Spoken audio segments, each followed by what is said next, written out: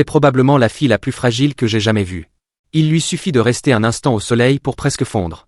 Elle s'appelle Aurore, une petite elfe née d'une matière très fragile, et depuis sa naissance, elle ne peut absolument pas supporter la lumière du soleil. Sur cette planète, le jour et la nuit sont complètement séparés. Le soleil et la lune sont contrôlés par 2 temples afin de maintenir l'équilibre du monde, et ceux qui dirigent ces temples sont les gardiens chargés de protéger cet ordre. Un jour, la grande cérémonie pour désigner le nouveau gardien du soleil est sur le point de commencer. Curieuse de voir ce monde qu'elle connaît à peine, Aurore trouve un endroit parfait pour observer. Lorsque la nuit tombe, elle se transforme aussitôt en pierre pour se protéger, puis dès que le premier rayon du matin apparaît, elle redevient normale. Au même moment, la cérémonie débute enfin. Le puissant guerrier Solan est choisi comme nouveau gardien du soleil, et grâce à la créature sacrée du temple, il reçoit la lumière du soleil et la responsabilité de protéger le jour. Mais de l'autre côté, le choix du gardien de la lune ne se passe pas comme prévu. Lucas, qui pensait être choisi, voit finalement la créature lunaire désigner un jeune gardien nommé Théo. Lucas reste figé, incapable d'y croire, et une jalousie silencieuse commence à naître dans son cœur. Personne ne remarque qu'une ombre mystérieuse observe toute la scène depuis les mécanismes du temple.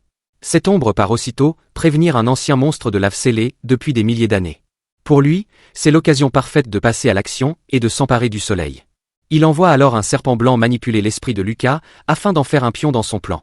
Pendant ce temps, l'ancien gardien de la lune explique calmement aux nouveaux venus leur mission. La lune, dit-il, a été sculptée dans un rêve par le tout premier gardien, et elle est guidée par un esprit lunaire qui tire de fins fils pendant que le gardien joue une mélodie pour déplacer lentement le temple dans le ciel. Après ces explications, il se retire pour profiter de sa retraite. Mais Théo, trop impatient, trouve que le temple avance trop lentement. Sans réfléchir, il secoue les fils pour accélérer le mouvement. Le temple quitte alors sa trajectoire, l'élan devient incontrôlable et les fils commencent à se briser les uns après les autres. Pris de panique, Théo tente de retenir la lune en attrapant le dernier fil avec l'aide de l'esprit lunaire, mais il est déjà trop tard. Lorsque le dernier fil casse, la lune disparaît et le temple s'effondre. De l'autre côté, Solan voit le temple lunaire s'écrouler et ne comprend pas ce qui se passe. Quelqu'un lui explique alors que tout est la faute de Théo. Non seulement la lune a disparu, mais l'équilibre entre le jour et la nuit risque de s'effondrer, et Solan pourrait être impliqué lui aussi. En entendant cela, Solan saisit sa lance et part immédiatement à la recherche de Théo, ignorant même les avertissements de la créature sacrée du soleil. Mais pendant que tout le monde est occupé par ce chaos, le plan du monstre avance déjà dans l'ombre.